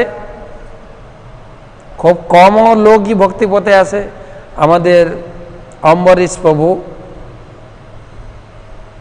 যে আমেরিকান ফোর্ড, তিনি এই পথে এসেছেন। কিন্তু বেশিরভাগ ধনী লোক তো, তাদের কাছে কৃষ্ণ ভক্তি প্রচার করতে গেলে তারা উত্তর দেয়, এখন সময় নেই, এসব করে লাভ নেই, ইনকাম করো, ভোগ করো। তারা বলে, ভোগে মত্ত হয়ে থাকে। তোমরা খেতে পাও না, তোমরা হরিনাম করো, আমাদের ওইসব লাগে না। তাই এটা একটা বাধা। ধনী, জন্ম, ঐশ্বর্য, শ্রুত, শ্রুত মানে বিদ্যা। আমি ইঞ্জিনিয়ার, আমি ডাক্তার, আমি প্রফেসর। যার একটু জড় বিদ্যার অহংকার আছে, এই বিদ্যাটা লাভ হয় পুণ্যের ফলে। সবাই স্কুলে যাচ্ছি, সবাই পড়াশোনা করি, একই স্কুলে একই মাস্টার শেখাচ্ছে, কেউ সারাদিন ঘষে ঘষে পড়াশোনা করেও মুখস্থ করতে পারছে না, আর কেউ অল্প পড়েই। পুণ্যর কাজ, এটাও একটা পুণ্য। গত জন্মে তার পুণ্য ছিল, এই জন্মে সে ধপধপ করে এগিয়ে যাচ্ছে। তাই সেই সমস্ত লোক ভক্তিপথে আসতে চায় না। এইসব বই পড়ার সময় নেই আমাদের। আমাদের টেকনোলজির আবিষ্কার, এটা ওটা, থিসিস, অনেক কিছু করতে হবে। আর এইসব গীতা ভাগবতের জ্ঞান আছে ব্যাক ডেটেড। সেকেলের, তারা ভক্তিপথে আসতে পারে না। জন্ম ঐশ্বর্য শ্রুত মানে হচ্ছে জড়বিদ্যা। আর শ্রী, কাউকে যদি একটু সুন্দর বা সুন্দরী দেখতে লাগে, তার পিছনে কত লোক পড়বে, সে কেন ভগবানের পিছনে পড়বে? সে বলবে আমি কেন ভগবানের পিছনে পড়ব, আমার পিছনে লাইন দিয়ে লোক আছে। মেয়ে হলে তো কথাই নেই, কত ছেলে তার পিছনে অফার দিয়ে আছে। তাই 4 ধরনের পুণ্যের কাজ, তাই পুণ্যটাকেও নষ্ট করে দেন, তা না হলে ভক্তি করতে পারবে না। তাই 38 নম্বর শ্লোক, নহি জ্ঞানেন সদৃশং পবিত্রমিহ বিদ্যতে তম স্বয়ং যোগ সংসিদ্ধ কালেনাত্মতি বিন্দতি। এই জগতে চিন্ময় জ্ঞান, এই ভগবদ্গীতার বা বেদের জ্ঞান, এর থেকে পবিত্র বস্তু আর কিছুই নেই। জ্ঞানী মানুষকে ভালো মন্দ শেখায়, কোনটা ভালো কোনটা মন্দ। তাই এই জগতে যত জিনিস আছে সব তো কিছু কিছু অর্গানিক বলে আমরা বিক্রি, কোনোটাই অর্গানিক না। কেবল অর্গানিক হচ্ছে চিন্ময় জ্ঞান। আরেকটা অর্গানিক আছে, প্রসঙ্গে এলে বলবো। এই জ্ঞান সমস্ত যোগের পরিপক্ক ফল। ভক্তি যে অনুশীলনের মাধ্যমে যিনি এই জ্ঞান আয়ত্ত করেছেন, কালক্রমে তিনি শান্তি লাভ করবেন। তাহলে এই গীতার জ্ঞান লাভ করলে পাপ নষ্ট হয়, গীতার জ্ঞান লাভ করলে পুণ্য নষ্ট হবে, গীতার জ্ঞান লাভ করলে পরম শান্তি লাভ হবে। শান্তি শান্তি শান্তির পিছনে দৌড়াচ্ছি, শান্তি এই জ্ঞানে শান্তি লাভ হয়। শুধু শান্তি না, পরম শান্তি, পরাশান্তি আছে দেখেন। আর কিভাবে লাভ করবেন এই জ্ঞান? ভগবত ভক্তির মাধ্যমে, গুরু সেবার মাধ্যমে এই জ্ঞান যিনি আয়ত্ত করেছেন, তিনি পরম শান্তি লাভ করবেন। তাই এই জ্ঞান লাভ করতে চেষ্টা করো। অর্জুন 39, শ্রদ্ধাবান লভতে জ্ঞানম তৎপর সংযতেন্দ্রিয় জ্ঞানম লব্ধা পরম শান্তিম অচিরেণ অধিগচ্ছতি। শ্রদ্ধাপরায়ণ হতে হবে এই জ্ঞান লাভ করতে গেলে। শ্রদ্ধাবান লভতে জ্ঞানম, যিনি শ্রদ্ধাবান তিনি এই জ্ঞান লাভ করতে পারবেন। কিসের প্রতি শ্রদ্ধাবান? শাস্ত্রের প্রতি। প্রথম হচ্ছে শাস্ত্রের প্রতি। শাস্ত্র আপনাকে বলবে কোন গুরুর কাছে যাবে এবং কোন ভগবানকে তুমি পূজা করবে, কিভাবে পূজা করবে। তাই শাস্ত্রের প্রতি শ্রদ্ধা, এটা ফার্স্ট শ্রদ্ধা। শাস্ত্র, নিয়মিত শাস্ত্র পড়তে হবে, তাহলে আমার ভক্তি, আমার মার্গ সঠিক আছে কিনা এই শাস্ত্র আপনাকে গাইড করবে, গাইড করে করে নিয়ে যাবে। যেরকম অন্ধ লোককে না, তাকে হাত ধরে নিয়ে যেতে হয়। আমরা সবাই এই পারমার্থিক জ্ঞানে অন্ধ। আমরা জাগতিক জ্ঞান, বিষয়ের জ্ঞান, বড় বড় অর্থনীতি শাস্ত্র লিখে নোবেল প্রাইজ পেতে পারি, কিন্তু শাস্ত্র জ্ঞানে আমরা পুরো অন্ধ। তাই কে ঈশ্বর, ঈশ্বরকে ভজনা করব কি করে? অনেকে প্রশ্ন করছেন আমাকে, ভোগ লাগাবো কি করে, তুলসীতে জল দেবো কি করে, এগুলো শিখতে হবে। আমি উত্তর দিয়েছি শাস্ত্রের আধারে। তুলসী প্রণাম মন্ত্র, ভোগ লাগানোর মন্ত্র শাস্ত্রে রয়েছে। তাই প্রথম হচ্ছে শাস্ত্রের প্রতি শ্রদ্ধা, তিনি এই জ্ঞান লাভ করতে পারবেন। এবারে শাস্ত্রে যা বলবে সেটার উপরে বিশ্বাস, এই গুরু, তারপরে গুরুর উপরে শ্রদ্ধা, তারপরে ভগবান। শাস্ত্র গুরুর মাধ্যমে জানবো এবং গুরুদেব ভগবানকে চেনাবেন, একে তুমি পূজা করো। তাই শাস্ত্র আমাকে চোখ খুলে দেয়। আর শাস্ত্র সে বুঝতে পারবে যিনি শাস্ত্র সম্বন্ধে কিছু জানেন। আমার চাণক্য পণ্ডিত বলেছেন, যস্য নাস্তি স্বয়ং প্রজ্ঞা শাস্ত্রম তস্য করোতি কিম। যার একটু একটু জ্ঞান নেই, তাকে বড় বড় শাস্ত্র পড়ালেও কিছু বুঝতে পারবে না। লোচন বিহীনস্য দর্পণম কিম করিষ্যসি। যার চোখ নাই, অন্ধ, তার সামনে যদি বড় বড় আয়না ধরা হয়, ও কি দেখবে? নিজের চোখ নেই তো আয়না দেখে কি দেখবে? তাই শাস্ত্র সম্বন্ধে একটু জ্ঞান থাকা দরকার। যে গীতা হচ্ছে আমাদের সনাতন ধর্মের ধর্মীয় গ্রন্থ, তার প্রতি শ্রদ্ধা। এটা ভগবান, এটা কেউ মানুষ লেখেনি, এটা অপৌরুষেয় জ্ঞান, ভগবানের মুখনিসৃত বাণী, পবিত্র গ্রন্থ, শ্রদ্ধা, তাহলে হবে। তো শ্রদ্ধা আর কি লাগবে? তৎপর আর সংযত ইন্দ্রিয়। তৎপর লাগবে। তৎপরটা কি জিনিস? তৎপর হচ্ছে আমি একে পড়বো, তৎপরতা। তৎপর মানে তৎপরতা। যেরকম কিছু কিছু ব্যক্তি চাকরি করছেন, আবার নিজের বড় ডিগ্রি, ধরো আপনার MSc পাস করা আছে, আপনি এদিকে চাকরি করছেন, অনার্স করা আছে, চাকরি করছেন, এদিকে আবার আলাদা আরেকটা কোর্স, মেডিকেল কোর্স বা PhD কোর্স আপনি করছেন। চাকরি ঠিক রেখে এইদিকে আপনি সময় নষ্ট না করে তৎপরতার সহিত কাজ করেন। তৎপরতা। ঠিক এইরকম গীতা পড়ার জন্য আপনাকে তৎপর হতে হবে। এমন নয় যে আপনার গীতা পড়ুন, সময় কোথায়, ব্যাস এক কথায় খালি মন্দিরে একটু আসবেন, রবিবার দিন ছুটির দিন আছে, বা বাংলাদেশে শুক্রবার ছুটি আছে, আসুন। কত আদর করে লোকে বলে, সময় পাই না। আবার কেউ কেউ বলে, এ দুর্ভাগাকে ঠাকুর টানছে কই। বাপ রে বাপ, কি আদর করে বলে লোকে। আহা, একজন লোক এরকম বলছে, এই অভাগাকে ঠাকুর টানছে কই।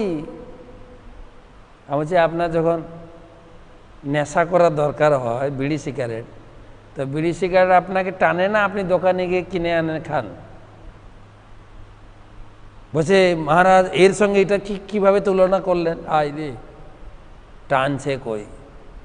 সব জায়গায় অলসতা দেখাই, গীতা পড়ুন, সময় কই। মানুষের সময় আছে কিনা? প্রতিদিন গরম গরম 10 টাকার পেপার পড়ে 6-7 পৃষ্ঠা, 10 পৃষ্ঠা, 12 পৃষ্ঠা, প্রথম থেকে শেষ পর্যন্ত। আমি দেখি ট্রেনে বাসে যেতে যেতে, ট্রেনে বসার জায়গায় নেই, দাঁড়ানোর জায়গা নেই, তথাপি এক কোনায় দাঁড়িয়ে দাঁড়িয়ে পেপার পড়ছি। তৎপরতা, পেপার আমি পড়ব।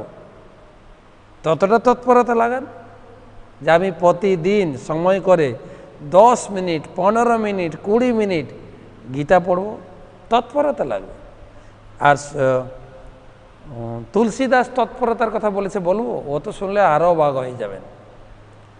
বলছে, সর ফুটে হরি মিলে তো তা লিজিয়ে দৌড়। বলছে, হরিকে পাওয়ার জন্য তৎপর হও, দৌড়াও।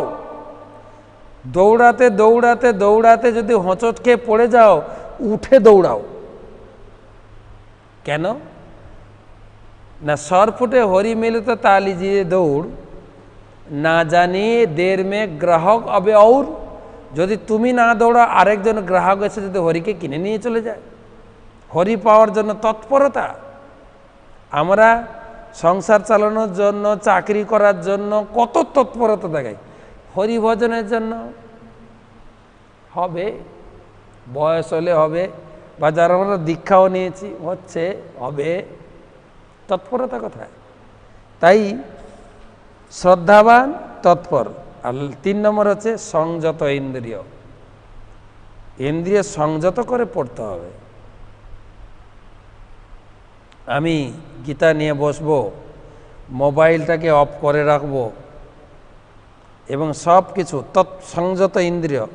আমরা সে ছোটোবেলায় পড়তাম, ঈশ্বরচন্দ্র বিদ্যাসাগর, তার ঘরেও লাইট জ্বালানোর ক্ষমতা ছিল না, রাস্তায় গিয়ে লাইট পোস্টের নিচে পড়তেন।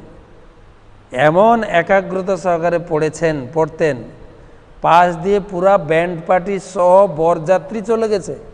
কিছু লোক এসে তাকে জিজ্ঞাসা করে, এদিক দিয়ে কোনো বরযাত্রী গেছে কি?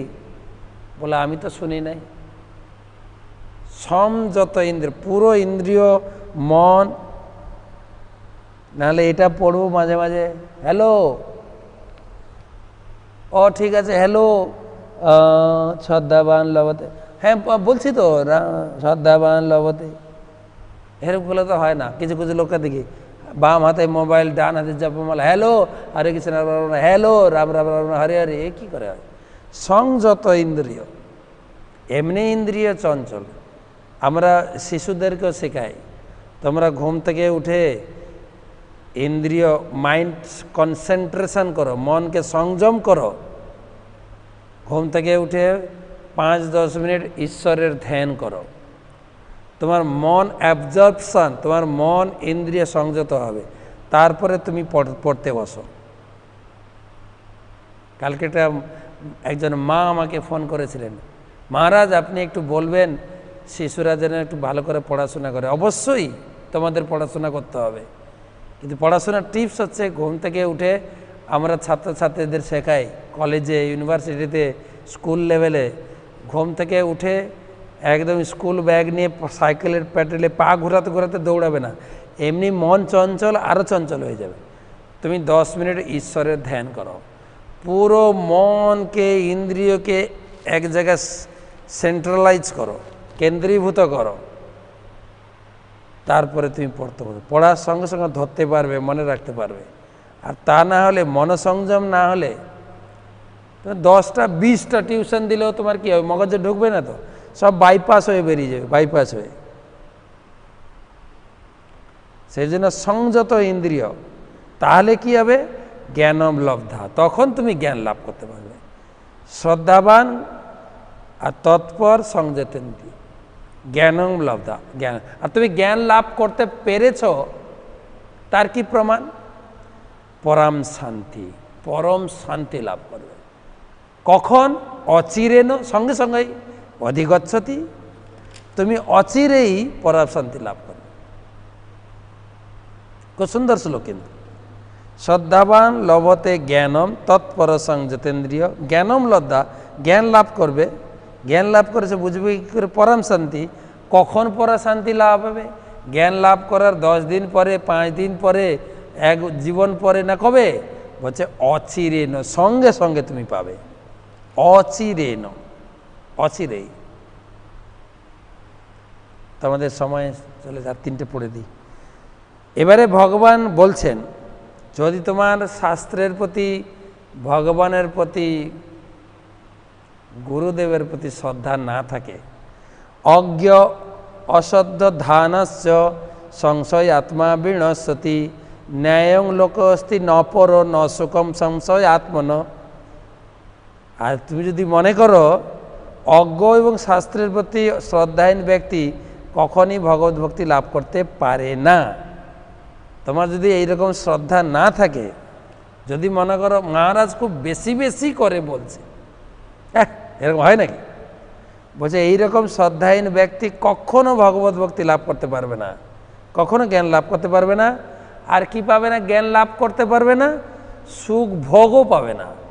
ইহলোকে, পরে কথা তো ছেড়ে দিন, ইহলোকে সুখ লাভ করতে পারবে না, পরে লোকেও তার সুখ নেই। ভগবান বলছেন, আমি বলছি না, ইস্কনের লোকেরা বলছে না। আপনি যে কোনো গীতায় নিয়ে এটা প্রমাণ করে দেখুন। নায়ং লোক অস্তি ন পর ন সুখম সংশয়াতুন, সংশয় ব্যক্তি কোথাও সুখ লাভ করতে পারে না। আমাদের বাংলায় একটা কথা আছে, বিশ্বাসে মেলায় বস্তু তর্কে বহুদূর। তাই সংশয় ব্যক্তি বহু দূরে চলে যাবে। যোগ সংন্যস্ত কর্মাণম জ্ঞান সংচ্ছিন্ন সংশয়ম আত্মবন্তন কর্মাণি নিবধ্নন্তি ধনঞ্জয়। হে ধনঞ্জয়, যিনি নিষ্কাম কর্মযোগের দ্বারা কর্মত্যাগ করেন, জ্ঞানের দ্বারা সংশয় নাশ করেন, আত্মার চিন্ময় স্বরূপ অবগত হন, তাকে কোনো কর্মই আবদ্ধ করতে পারে না। ফাইনাল 2টো শ্লোক। তাই হে অর্জুন, নিষ্কাম কর্মযোগের দ্বারা কর্মত্যাগ করেন। কর্ম তুমি করবে, কর্মের ফলের আশা ত্যাগ করবে, এটাকে বলে কর্মযোগ করে কর্মত্যাগ করা।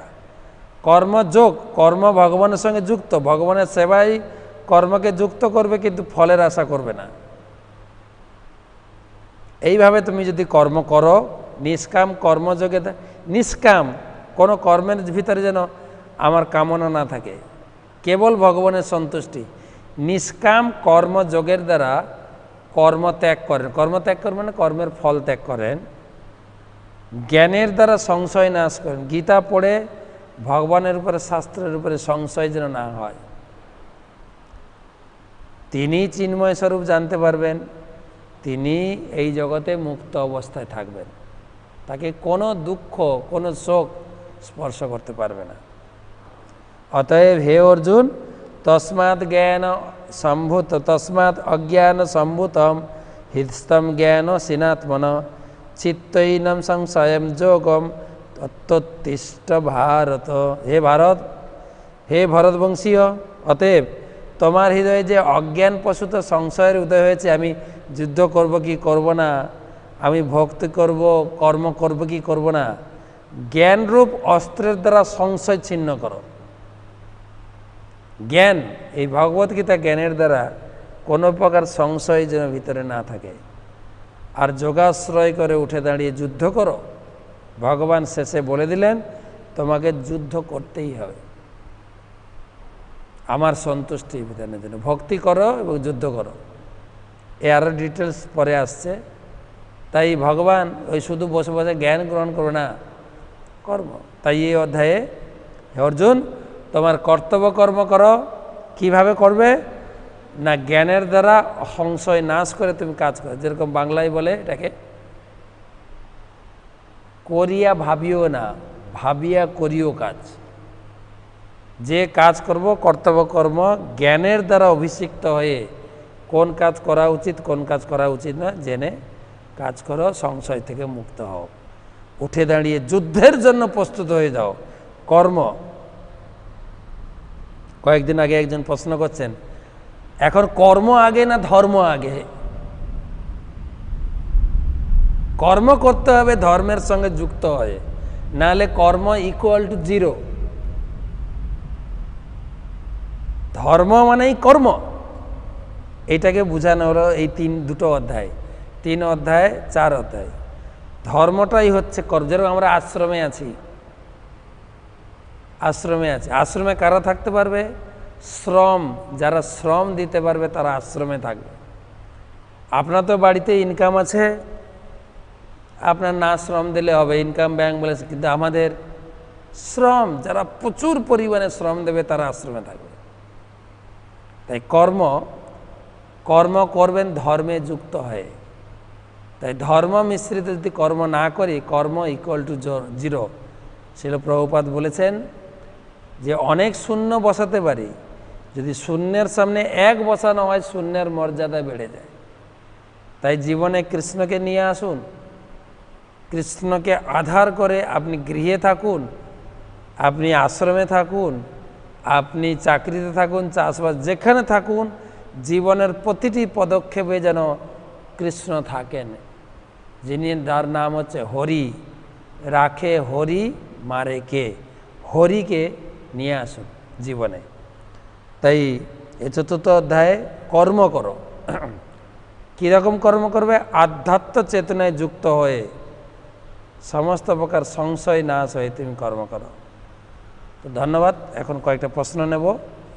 4th অধ্যায় আমরা সম্পূর্ণ করলাম, কালকে আমরা 5ম অধ্যায় শুরু করব।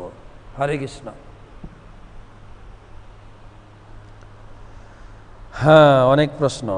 দণ্ডবত প্রণাম মহারাজ। আমার প্রশ্ন হলো, পরতত্ত্ব পরম তত্ত্ব কথার অর্থ একই? পরম তত্ত্ব, তত্ত্ব আর পরম তত্ত্ব, এই তত্ত্বজ্ঞান, তত্ত্ব যে বিভিন্ন বিষয়ে খুঁটিয়ে জানা, বিশ্লেষণাত্মক জ্ঞান, তত্ত্বজ্ঞান। তাত্ত্বিক ভিত্তিতে জানাকে বলে তত্ত্বজ্ঞান।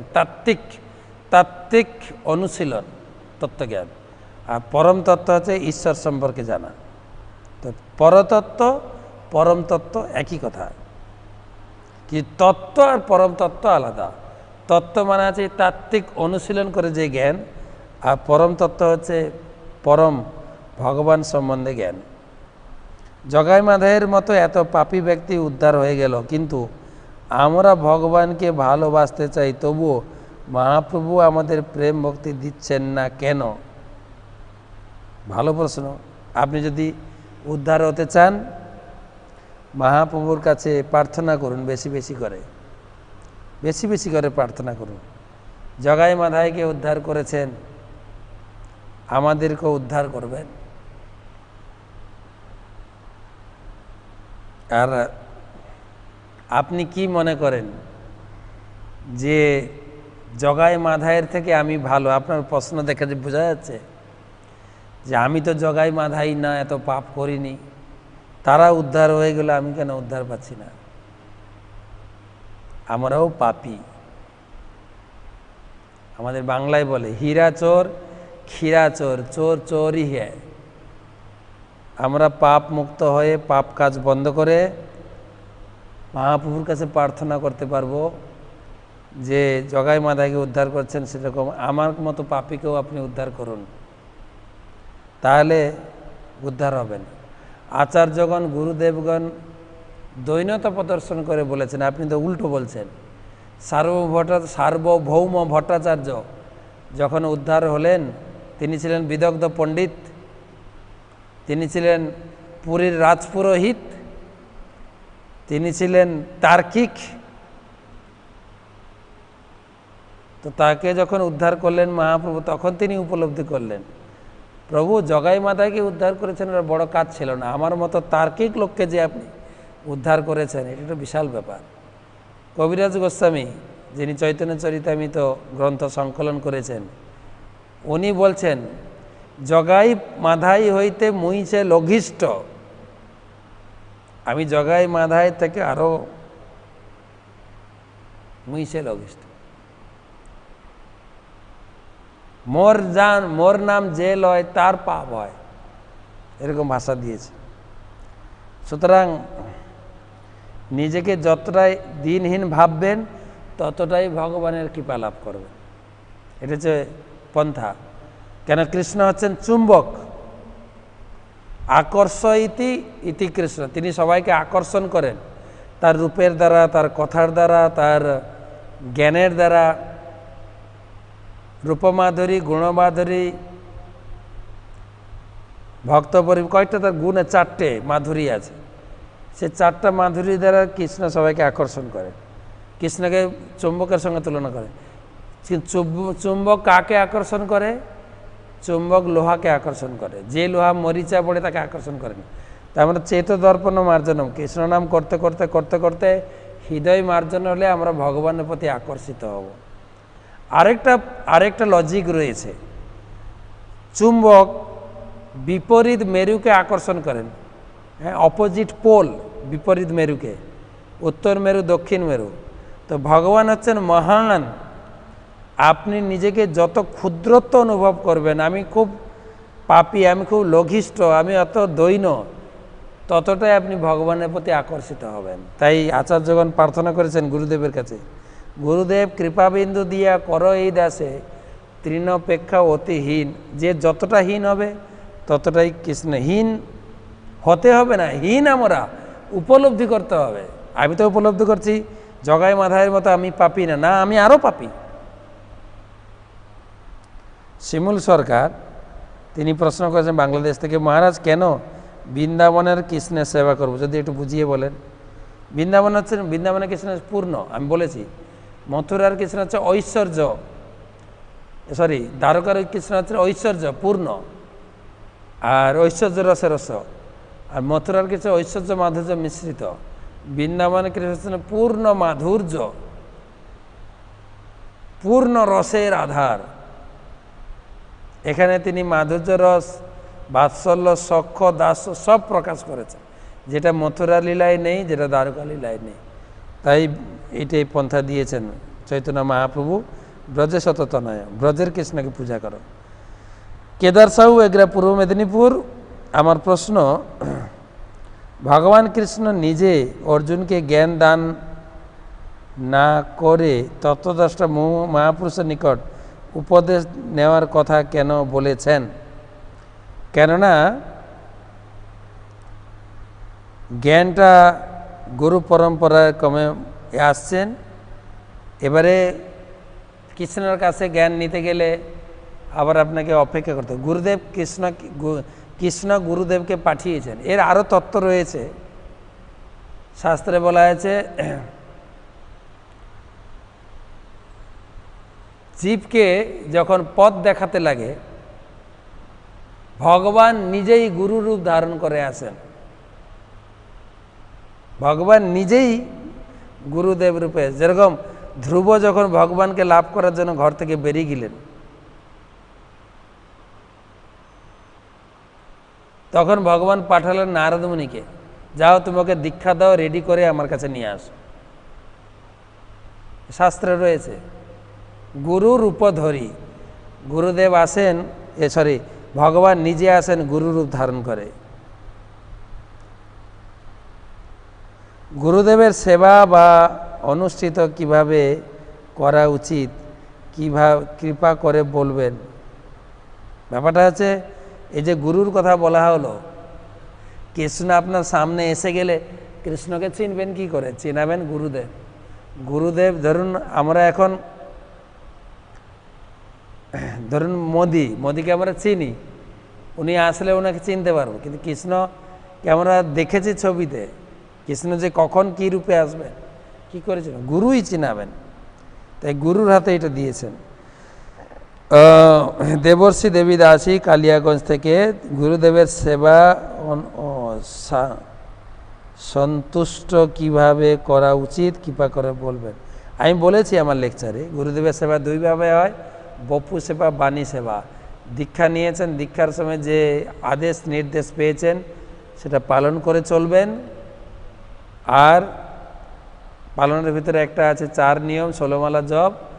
আর প্রভুপাদের প্রচার কাজে আমাকে সাহায্য করিও, আপনার ইনকামের টাকা গুরুদেবের জন্য পাঠাবেন, প্রচার কাজে ব্যবহার হবে।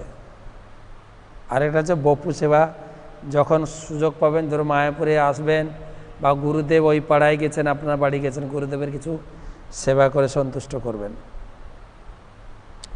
এই প্রশ্ন তো অনেক বড় প্রশ্ন। পূর্ব মেদিনীপুর থেকে কেয়া গাতাইত বলছে, মহারাজ ভগবানের সব থেকে প্রিয় ভক্ত হলেন শ্রীমতী রাধারানী, রাধারানীকে কেন তিলক পরানো হয় না?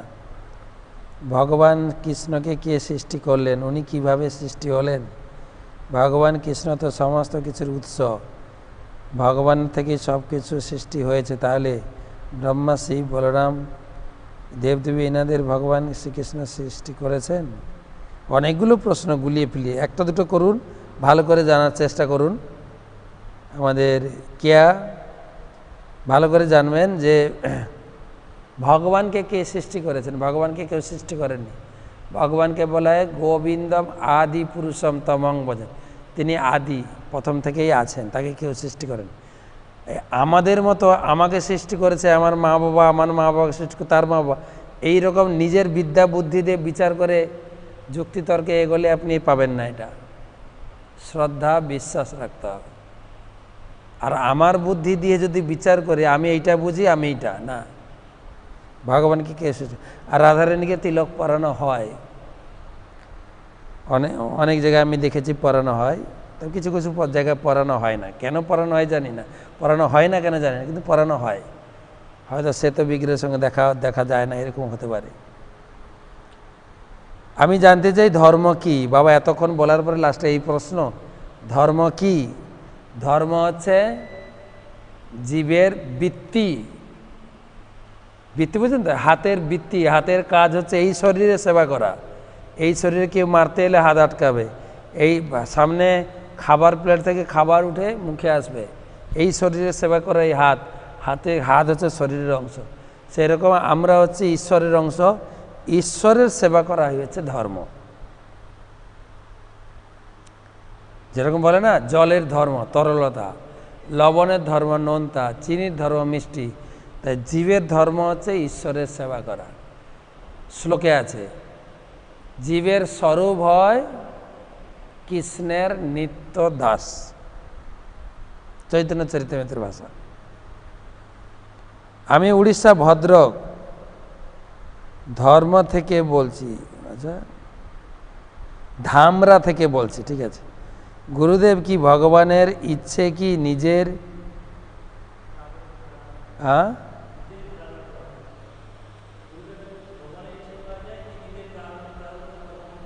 কাকে? গুরুদেবকে? গুরুদেব কিভাবে লাভ হয়? নিজের ইচ্ছায় নাকি প্রারব্ধ কর্ম? প্রাপ্ত হওয়া কৃপা। গুরুদেবকে পেতে গেলে ভগবানের কৃপা চাই। আপনি ঈশ্বরকে প্রার্থনা করবেন, ঈশ্বরকে ভজনা করবেন, ঈশ্বরের কাছে আকুলি প্রার্থনা করবেন, হে ভগবান আমাকে সৎগুরু এনে দিন, সৎগুরুর সন্ধান দিন, আমাকে সৎগুরুর সন্ধান দিন, আমি যেন এমনি বলা হয় সৎগুরু রাধারানী প্রেরণ করেন। যখন কোনো জীব কৃষ্ণকে পাওয়ার জন্য ইচ্ছা প্রকাশ করেন, রাধারানী তার কাছে গুরু প্রেরণ করেন। আপনাকে ঐকান্তিক হতে হবে, কৃষ্ণের কাছে রাধারানীর কাছে প্রার্থনা করতে হবে। একই প্রশ্ন আরেকজন করেছেন, আমি গৃহে থেকে গুরু সেবা কথা কিভাবে করতে পারি? গুরুদেবের আদেশ নির্দেশ পালন করবেন, সমস্ত সন্তান আত্মীয় স্বজন যাতে কৃষ্ণ ভক্তিতে এগোতে পারে সেটা লক্ষ্য রাখবেন, আর আর্থিক কিছু অংশ গুরুদেবের সেবার জন্য পাঠাবেন। আমার অসংখ্য প্রণাম নিও। সমীর কুমার বাগ, বাড়ি হুগলি। আমার প্রশ্ন হলো, আমার এখনও গুরু দীক্ষা হয়নি, আমি হরে কৃষ্ণ নাম করলে কি ফল পাবো? অবশ্যই হরে কৃষ্ণ নাম করুন এবং ভগবানের কাছে প্রার্থনা করুন গুরুদেব। কেননা শাস্ত্রে বলা আছে সম্প্রদায় বিহীনা মন্ত্রাস্তে নিষ্ফলামতা। এমনি নামের একটা ফল পাবেন, নামের ফল আছে, কিন্তু ভগবানকে পেতে গেলে, নামের মাধ্যমে ভগবানকে পেতে গেলে তখন গুরু লাগবে। গুরুদেবের কাজ হচ্ছে অন্য কোনো ফল দেবেন না, গুরুদেব দেবেন কৃষ্ণকে। অন্য ফল লাভ করার জন্য আপনি যেমনি নাম করছেন, এতে পুণ্য হবে, কিছু ঐশ্বর্য পাবেন, এটা পাবেন নামের মাধ্যমে, কিন্তু কৃষ্ণকে লাভ করতে গেলে গুরু লাগবে। তাই সম্প্রদায় বিহীনা মন্ত্র নিষ্ফলামতা। যখন গুরুদেবের মুখ থেকে সেই হরির নাম বেরোবে, সেই হরির নাম যখন আমি কানে শুনব, যখন গুরুদেবের সঙ্গে আমার লিঙ্ক হবে, তখনই আমি কৃষ্ণ ভক্তির পথে এগোতে পারবো, কৃষ্ণ ভক্তির পথে যাব। আচ্ছা, পরের প্রশ্ন, আমার নাম সুরজিৎ রায়, আমার বাড়ি নবদ্বীপ কানাইনগর বটতলা, জাগ্রত ছাত্র সমাজের ছাত্র। আমার পারমার্থিক শিক্ষাগুরু শ্রীপাদ শ্রীনিধি চৈতন্য প্রভু। আমার প্রশ্ন, ভগবান বলেন আমিও কর্তব্য পালন করি, কেননা আমি সাবধানতাপূর্বক কর্তব্য না করলে তবে লোকেরা কর্মচ্যুত হবে। তাহলে লোকে কর্মচ্যুত হয়ে পড়েছে কেন? তার মানে কি ভগবান কর্মচ্যুত করেছে? না, তোমার প্রশ্নটা উল্টো হয়ে গেল। লোককে কর্মতে আনার জন্য ভগবান কর্ম করছেন, আমরা এমনি কর্মচ্যুত, তাই আমাদেরকে লাইনে আনার জন্য ভগবান কর্ম দেখিয়েছেন। তাই কেউ যখন গীতা পড়বে, ভগবানের কর্মকে জানতে পারবে, তখন মানুষ কর্তব্য কর্মতে লিঙ্ক হবে। ভগবান যে কর্ম কেন করেছেন তুমি পড়ে বুঝতে পারছো, সাধারণ লোক তো পড়ছে না গীতা। তারা গীতা পড়লে ঠিক লাইনে চলে আসবে।